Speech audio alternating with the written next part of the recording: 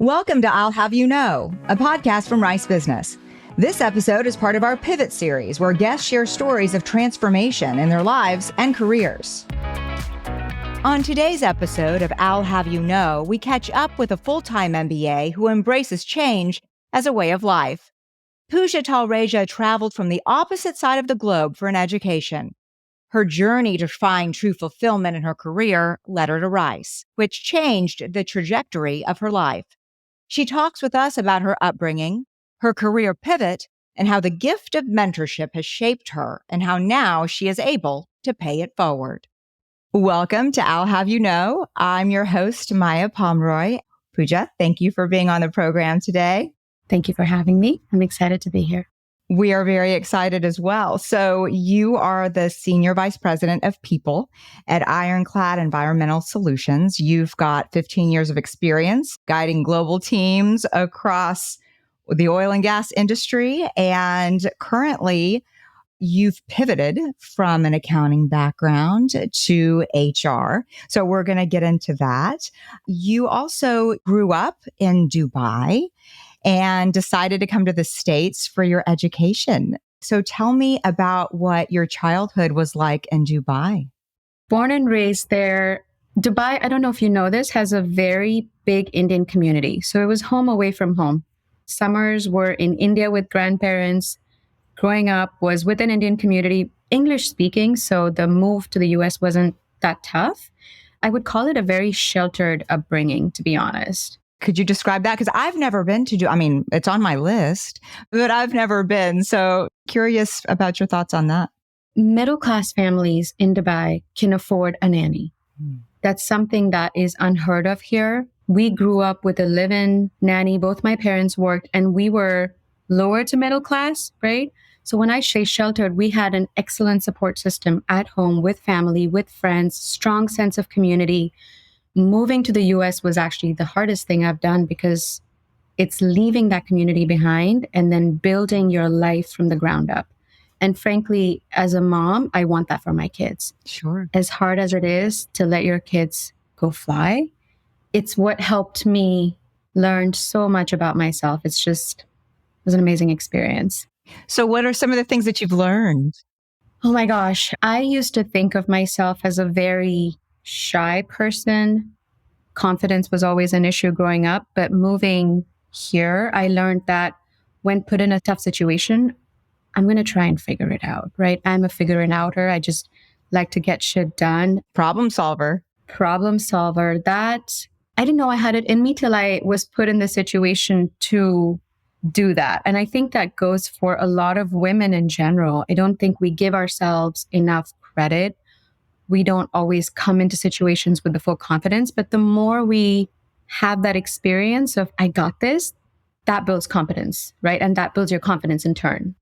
Let's talk about that of being a woman, growing up in Dubai, and then coming to the United States. Culturally, from India to Dubai is a shift, but I think from India to Dubai to the US is even a greater shift. Mm-hmm. I'll never forget that plane ride. I cried myself to sleep. I was by myself. How old were you? 20? It was in the middle of college because I transferred schools from Dubai to Florida. But I didn't think I was going to cry. I thought I was ready to be on my own. And you went to Florida Atlantic University. That's where you got your BBA in accounting. That's where I got my bachelor's in accounting. And even though I had a couple of friends that were from Dubai that were at FAU, leaving your family and friends behind, and I'd been in Dubai my whole life, it just taught me resilience. It taught me grit. It taught me, even though I may in the moment think I don't have it, I can do it. So you got off the plane. Did you just go to the dorm? How did that go? So I had a girlfriend that had an off-campus apartment. I just met her. She walked me around the school. I hadn't even toured the university, but I just applied and I transferred. So it was my first time visiting. And again, right, very similar to growing up in Dubai, FAU has a really small Indian community. So I don't know what it is. We just tend to gravitate towards each other. I think that's normal of everybody. We try to unlearn that, but I think that's just a natural instinct. So true. Like minds and everything, right? But yeah, once I got over the fact that, hey, I'm here, I have nobody to fall back on. My support system looks nothing like what it did back home. It was go time. What made you want to come to the States? Education, opportunity. And I will say today, the opportunities in Dubai are very different for women. Yes. Growing up, there was one university. It was very new when I was ready to go to college. So I had friends around me that were either moving back home to India, or they were going to different schools in Europe, or they were coming to the United States. Honestly, I liked what the US offered in terms of opportunity, right? The sky is the limit. And at the time, I just thought, I'm going to go give it a shot. Love that. That's true for so many that come to the US for their education. I drank the Kool-Aid and here I am. My gosh, 24 years later. That's also something to celebrate, 24 years. So what made you interested in accounting? Was that something that was a family background? Were your parents in accounting? Or is that just something that, you loved math and you gravitated towards? It was my parents saying accounting will give you stability in your career. So go do that, or some sort of engineering degree, or some kind of doctor, which I sucked at science. Numbers came easily. So I picked that, right? There's a big difference in studying accounting and working in accounting, night and day. What's the difference? The work, at least when I worked for CPA firms, was very redundant, right? It was the same work, checking other people's numbers, ticking and tying. Honestly, for me, it didn't offer the variety that now I know that HR does. Every day looks very different in HR. For accounting, it's predictable, right? You know what the day is going to bring, which wasn't for me. That just was not my calling. Yeah. Once you graduated with your BBA in accounting and you dipped your toe into the accounting sea, how long did it take you to realize that maybe this is not really what I want to do with the rest of my life and it's time for me to shift? I would say 3 to 4 years. I mean, I knew initially, but I kept thinking it's going to get better, right? Don't we all? It's not them, it's me. I'm good at this. Why can't I love it? In my mind, I couldn't make that distinction between having the skills and the ability, but also not having a passion for it, right? Yeah. So I actually quit my job at the public accounting firm that I was at. It's a local firm here in Houston, literally weeks after they promoted me. And how'd that go? I will never forget the day I walked into the partner's office and I said, you have no idea how much I appreciate you taking a chance on me. You're giving me a larger role, a bigger responsibility, but I hate the job. Oh, did you say that? Did you say I hate the job? I did. And he's such an amazing person. He was open always to have that dialogue. And I think they saw, right, that I wasn't loving the work. So I just told him, I said, look, I want to go back to school. I don't know what I will do with my life when I'm grown up, but it's not accounting, right? Being in your seat, bringing in business, it's all about the numbers, just was not for me. And honestly, he got it. He was supportive, right? Did they try and throw more money at me? Yes. But I think the person in him got that I was looking for something entirely different. Right. So what year was this? Oh my gosh. 2006 was when I applied to Rice. So it had to have been 2006 actually, because it was earlier that year and I applied in the same year. So 06. So why did you decide, was it location because you were in Houston? Is that why you applied to Rice Business? Yep. It was the only school that I applied to. And I had friends that had either graduated from Rice or were still going there. So there was, an existing community and they just spoke so highly of the program and everything that it exposed them to and everything that they learned, the professors, their cohorts. I just knew intuitively that this needs to be my next move. So walk me through when you came on campus and you came to the business school for the first time. What did you think? The imposter syndrome is so real, right? Like, how am I here? And the campus is so beautiful. Yeah. And you have all these extremely intelligent people. Frankly, I just remember feeling very grateful, right? Looking back at the decision to even move to the US and complete my degree here, And then having the courage to quit a very stable job right as they wanted to move me up, I was like, yeah, no thanks, right? That just, I, Thanks, but no. thanks, but I need to try something for me. And frankly, having a spouse that was like, yeah, go back to school, quit your job. Not everybody has that, right? So it was not lost on me that I was in a position of being set up for success, and it was up to me to take that and make the best of it. But the early days were extremely intimidating. They have you present right off the bat, week one orientation, and they record you, which is painful to see yourself in that recording. You're like, I don't sound like me. I don't look like me. This is not okay. And then, of course, there was the whole airplane game. I don't know if y'all did that, but it was part of our initiation, which we didn't know at the time.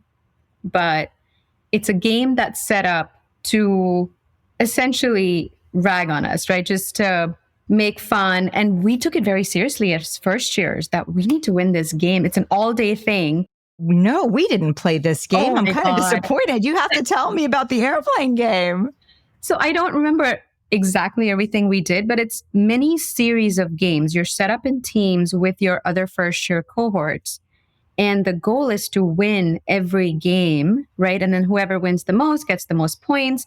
Little did we know that some of it was like childish almost. Building an airplane, how far does it go? And we would get very technical with it, right? Like put our engineering brains that I didn't even have. How do we do this? We just thought it was part of our success at school, which no. It was all planned by second years who were watching the fun at our expense. But then, we got to, so year two, we were like, airplane game, let's make this happen. So who won? There is no winning. That's the whole thing. That was the whole thing. You're thinking, oh my God, I'm in business school. It's all about winning. No, that was It's all about losing. It's all about failing. That's a thread that goes through a lot of conversations, with MBAs that I've had, is that you've got to learn how to fail because you can't succeed until you learn how to fail. Looking back, the amount of growth, it's been a little while since you graduated, but the amount of growth that you have in such a short period of time is really extraordinary. It's remarkable. I remember telling my husband, you need to enroll, you need to apply, you need to do this because this is game-changing stuff. I was just so excited for the duration of those 2 years, and you build lifelong friendships, including the networking with the professors and the partios, all of it, right? I look back at it and I would do it again in a heartbeat. I told my husband the same thing. I was like, you should really do this. Right? And he was like, I'm not smart like you. Okay. All right. It's funny how people think going back to school, you have to be smart. For me, it's the love of learning. Yes. Right. For me, it's learning about yourself, the education, the exposure to so many different courses and see what sticks. That was what it was about. And about taking a risk, just the same way that you got on that airplane. You got on that airplane, you took a risk, you came here. So was it while you were at Rice that HR spoke to you or people, the idea of inspiring and leading people? 100%. It was one of the early classes, organizational behavior with Professor Brent Smith. I went to him and I said, how do I do this? I need to do these things we're learning in these case studies with Southwest and everything that you talk about, motivating people, leading people, but impacting the business through that. And it was very simple what he said, have you considered HR? And I said, no. I always thought my next move would be adjacent to accounting, right? Finance or maybe something in operations. HR was not even on my radar. And that's why Brent and Rice overall was such a big part of where I landed with my career because it taught me that you can be good at something and still find your calling. I didn't know that the two existed together. Well, that's what they say. They say when you find something that you love to do, then it's not work. Yep. And that's what I think the holy grail is to find what it is that you love to do that just comes so naturally to you that you're like, wait a second, this is my job? Like, this is the best thing ever. How'd that happen? And it takes people a little bit of time to get there. For me, I was in my 30s, right? Yeah. Friends around me were having kids and here I was back to school and so happy just to do it.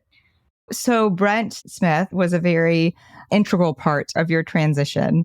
Have you talked to him since? Do you guys keep in touch? We did for a long time. I'll say in the last 3 to 4 years, I will take full responsibility for the fact that I haven't really reached out to him. Well, you've been busy. You've had things to do. A little. Just a little. But I did. I had frequent lunches with him. I would talk to him about anything and everything. I've even been into like some of his classes because, we can audit, right? In fact, Yes. I really want to do that again. It's just the coolest thing to be able to sit in there and hear the conversations that are happening, the things that he teaches. You always pick up on something new, no matter how many times you've been there. And he does these amazing leadership courses Executive leadership. that's my, calling. Like that's going to be my next step. Well, you're going to have to carve out that time because we don't ever have any sort of time that's just sitting around. It always sort of gets filled up with something. Always gets filled up. You have to make the time. Yeah, well, I did just graduate actually a couple of weeks back. I was in the Wharton's program for CHRO. And congratulations. Thank you. So that has taken 12 months. It was a great program. But yes, I'm going back to Rice for sure. Well, see, that's the whole thing is that lifelong learning, as you mentioned, is key. And I'm actually auditing a class in the fall at Rice as well. Which one? Portfolio management. So, and I had been thinking about it. And finally I was like, and it's really funny because, you graduate, with an executive MBA. And then I will tell you that writing the email to the professor and asking, because you have to ask for permission. And I was so nervous. And my husband was like, why are you so scared of this? I was like, well, what if he says no? Yep. I've been there. What if he says, I was like, why? Why on earth? But that's still something that you struggle with. And I'm like, all right, I'm going to do this. And I pushed send. And of course, he was the kindest and was like, absolutely looking forward to seeing you in class. So I'm auditing a class in the fall. And there's so many benefits to being a part of Rice and that opportunity to always be welcome to come back. And if you see that you have some gaps, or even if you want to pivot and you've already gone through the program, you have this opportunity to continue to grow and learn. And one of the things that I'm most looking forward to is obviously the lecture, but also learning from the students that I'm going to be with in that same room because you learn so much from each other.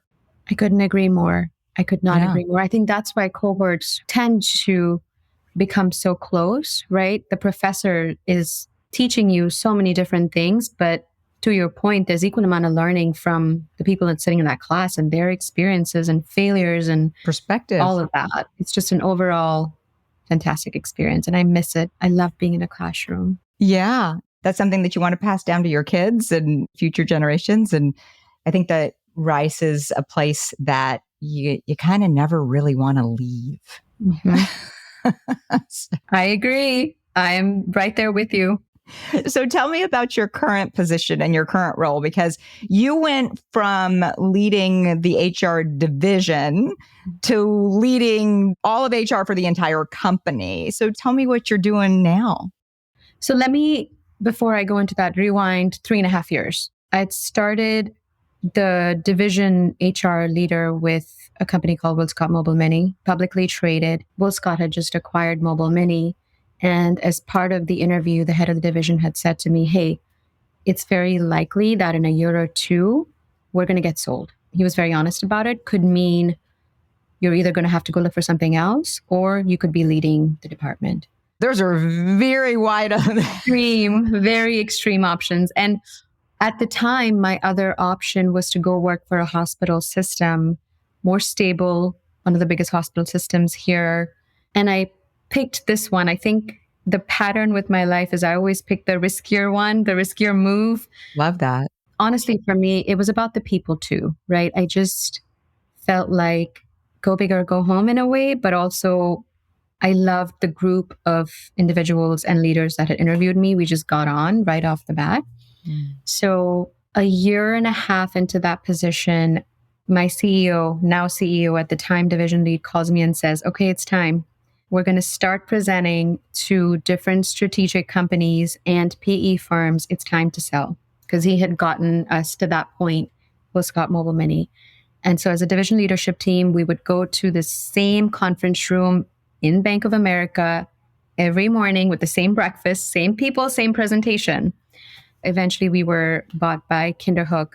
That's the New York-based private equity firm that currently owns us. Yes. And each of the division heads essentially got promoted, right, into being now VPs and leaders of our own departments. And we all had to build a function from scratch. And this was in October of 22. Since then, we've had 2 acquisitions. I can't even tell you how many reorganizations, restructuring, people that have left the organization, both voluntarily, involuntarily, new additions. Change is the only constant, right? That's been the journey. I say this, we are living and writing our case study every day. Huh. How do you get through that? I mean, yes, uncertainty is the only certainty in life, right? How do you figure out a way to stick to it? For me, it was a lot to do with the people that I was doing this with. After every single presentation, we would go back to the hotel, hop on our computers, do what we needed to do it from a day job perspective. And at dinner, I would constantly say this, as much work as this is, and it's going to be even more, if there's one set of people that I want to do it with, it's this group right here. Oh. We had this sense of camaraderie that was built, let's say, over the last couple of years, right? That just became stronger because we were spending so much time with each other. Mm-hmm. And it's beyond transition. I would say what we're going through now is transformation. And with transformation comes significant change. I just feel like the learning is what keeps me going. It always has been my biggest driver. And I haven't stopped learning, not in any job. And when I did, I decided to pivot from accounting to HR because it was the same thing. And I didn't feel like there was enough learning and growing. But that's what kept me going. Do you feel that that learning and growing is one of the most important things in terms of being a strong leader? One of, yes, absolutely. What are the others? Oof. There's so many, but I'll give you my favorites. For me, it's compassion. The way that I define HR is not your textbook HR. Really, I think of it as a Venn diagram. You've got your policies and compliance and legal things, but then you've got the other side, which is doing what's right for the people. And when you can find what can work for both, that's where HR comes in. That's where the magic happens. That's how you build the right level of engagement and loyalty and motivate people, is when you find doing what's right for the people, but doing it in a way that's still ethical within your policy, within the laws and regulations. So that's what I love about my job, is figuring out that sweet spot. What are the most challenging parts about your job? The change. There's days, Maya, that you just take it as a gut punch, right? People, it's been a bit of a revolving door, and you need that, right? Some of the change is very healthy. You need it, but at a personal level, it can wear you down 100%. Also, the uncertainty, as much as I enjoy the change and the learning, it also brings with it a level of, I don't know what's next. And that can be scary, not knowing what tomorrow brings. But that got boring for you with accounting. Exactly. So this is the other extreme now, right? This is just the other extreme of it. Certainly. You know, if you're not feeling that discomfort, also you're not growing. And I say this to my kids all the time. You know, that feeling that you have like, oh my God, I hate this so much, is because you're growing your muscles, or you're building some sort of muscles along the way. And I recognize that that's what's causing the pain, is, oh my God, I really don't know anything about this particular topic. I'm just going to have to lean in and dig in and learn it. Yes, I tell my kids that too, is when you're stuck in that mud, you know that you're going to get through that mud. And yeah, the mud is really, really hard to get through, but you have to. You've got to get through the mud in order to get to the other side of, you know, the beautiful green valley. You know, it's what you got to do. And it's really hard to see, especially for kids, I think, to see the other side. And that's why it's really important to model that behavior for them. There's a lot to be said for learning from failures, even more so than your successes. Yeah. So what's next for you guys over there? So 2023 was all about acquisitions, right? Divested in October 22. We bought a couple different companies last year. This year is all about becoming more stable as an organization. We've recently gone through a really big reorg. And the idea there is to strengthen all of the corporate functions, strengthen our processes, strengthen the tools, the systems we have in place, strengthen our performance overall. And the goal is, of course, with any PE firm to grow that bottom line and then to sell, right? So that's going to be what's next in terms of the company. So once that happens, because yes, that's the natural progression, what are your hopes for yourself? If I had a magic wand, I would do this all over again. Knowing what I know now, when you do a bit of a look back, there's so many mistakes and there's so many good calls too on the other side of it. I could do this all over again and I would kill to do it all over again and again and again. I know, glutton for punishment, let's call it. But professionally, it's been a really rewarding, I would say, last couple of years. It really puts you to the test when you're faced with so much uncertainty and kind of thrown in the fire a little bit, right? Yeah. Well, let's talk about leadership a little bit because that's Professor Smith, that's what he's known to be, the best of the best, right? In organizational change and leadership and those sorts of things. So what is your approach to coaching leaders? So to start with, I would say it's really important just to be true to yourself. Be authentic, be who you are, have extreme clarity in what you're saying and where you want to get to. Because if you're not clear, your team's not going to be clear.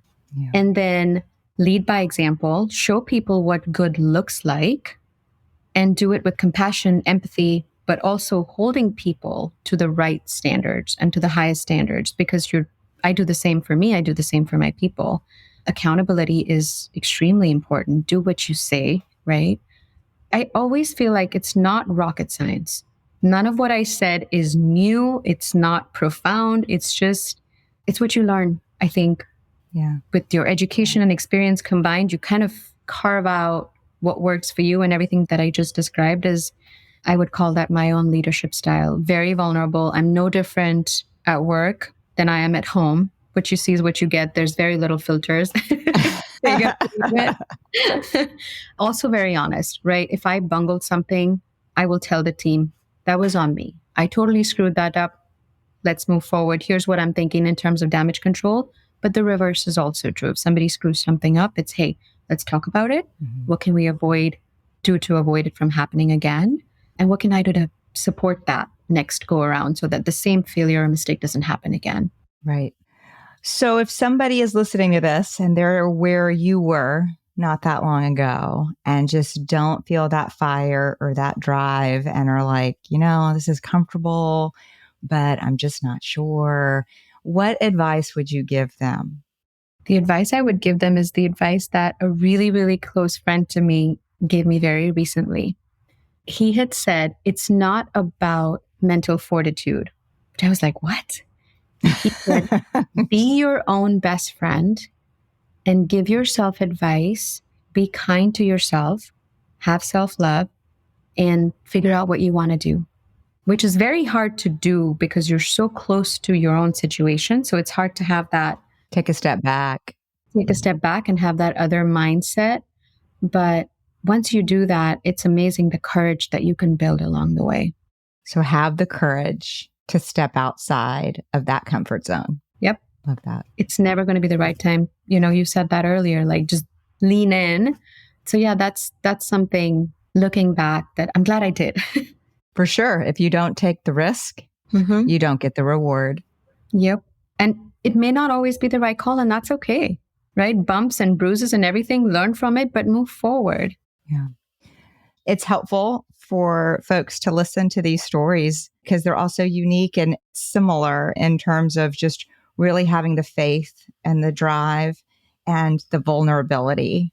Like you said, nobody likes to listen to themselves and nobody likes to see themselves. And yeah, those things are hard to do for me as well. But that's how you stretch and that's how you grow. And that's what life is all about. Yep. 100% agree. Well, Pooja, it's been a pleasure. Thank you for being on I'll Have You Know. And we look forward to seeing what the future holds for you. Thank you. I appreciate it. Thanks for listening. This has been I'll Have You Know, a production of Rice Business. You can find more information about our guests, hosts, and announcements on our website, business.rice.edu. Please subscribe and leave a rating wherever you find your favorite podcasts. We'd love to hear what you think.